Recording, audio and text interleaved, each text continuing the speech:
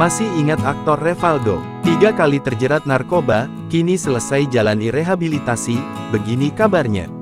Nama Revaldo sebenarnya sempat melambung tinggi di dunia hiburan tanah air, berkat sejumlah peran yang sukses ia mainkan. Bagi penikmat layar kaca tahun 2000-an pasti tak asing dengan Vivaldi Surya Permana alias Rivaldo. Rivaldo dikenal sebagai aktor yang cukup hits pada masanya. Ia banyak membintangi berbagai judul sinetron hingga judul film. Salah satu film populernya adalah 30 Hari Mencari Cinta, di sana Revaldo berperan sebagai Bono. Kepiawaiannya dalam berakting membuat karirnya di industri perfilman melejit. Bahkan saat namanya melambung tinggi, ia sangat digandrungi di kalangan para gadis. Prestasi tersebut membuatnya bergelimang harta.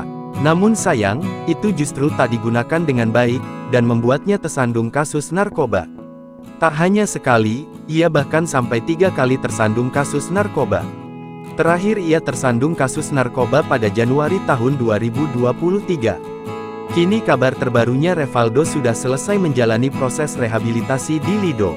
Jarang terdengar lagi, lantas bagaimana kabarnya sekarang? Sekiranya 6 bulan Revaldo menjalani rehabilitasi setelah ditangkap karena kasus narkoba kemarin. Gue rehab, programnya tuh jalanin 6 bulanan lah.